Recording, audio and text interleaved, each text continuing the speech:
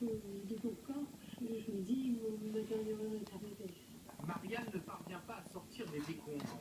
C'est ce jeune policier de 21 ans qui va finalement lui venir en aide.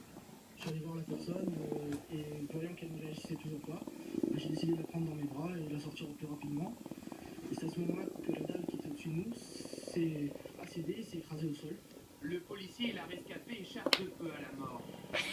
Mais comment le toit de ce centre commercial construit il y a 36 ans a-t-il pu s'effondrer comme un château de cartes? Il a plu, beaucoup plu ces derniers jours dans la région. L'eau se serait accumulée sur le toit avant de s'effondrer. La toiture fuyait. Donc depuis un moment, sur la galerie, pour éponger les grosses pluies, on mettait des seaux. Dans le magasin, on mettait des seaux. Même les clients se demandaient ce qui se passait par rapport aux seaux dans le magasin. C'est pas la négligence, c'est la vétusté. Cette piste est aujourd'hui privilégiée par la police de Nice, qui a ouvert une enquête technique. On en vient à ce témoignage courageux et effrayant, celui de Colette, une femme de 70 ans aujourd'hui qui a subi pendant 32 ans une violence conjugale poussée à l'extrême. Coups, torture, violence psychologique, malgré des souffrances insoutenables. Elle a réussi à s'échapper. Le procès de son ex-mari commencera lundi devant les assises des Bouches-du-Rhône. Jérôme Régali, Marc Guérin.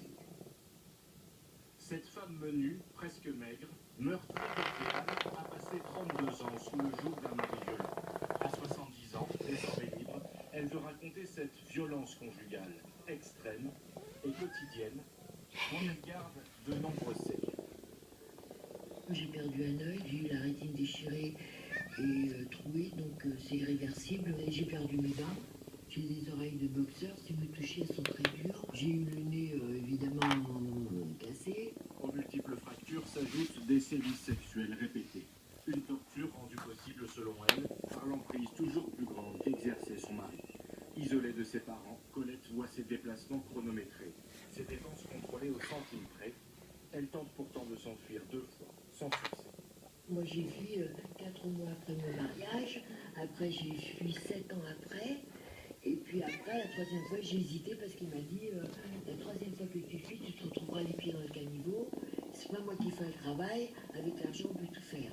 La 3e fois sera pourtant la bonne. Début juillet 2002, Colette parvient à s'échapper de l'emprise de son mari. Lundi, après 12 ans de procédure, il comparaîtra devant la cour d'assises des Bouches-du-Rhône pour torture et acte de barbarie, des faits qui Si on prend pour argent comptant tous les éléments qu'elle développe à l'encontre de son ex-mari, ces faits, elle les aurait acceptés dans le cadre du fonctionnement du couple de type sadomasochiste. À la barre, lundi, Colette compte bien maintenir et étayer ses accusations. Son témoignage, elle entend l'adresser aux autres femmes battues pour leur donner la force de fuir dès les premiers coups. C'est un incroyable rebondissement dans l'affaire du meurtre du DJ du Blanc-Ménil et c'est une information M6. Le meurtrier présumé de ce père de famille lynché par une bande de jeunes lors du réveillon du 1er janvier 2011 a été libéré hier. Raison de cette libération surprenante, un vice de forme dû à une panne de fax. À 3 mois du procès, la veuve craint qu'il ne se présente pas à l'audience. Marc Pironnet, François Vignol et Asdina Amitchach. Fabienne n'arrive toujours pas à y croire. Moi je tombe, c'est... Je comprends pas la justice. La justice qui a libéré hier le meurtrier présumé de son mari. L'affaire avait créé l'émoi le 1er janvier 2011.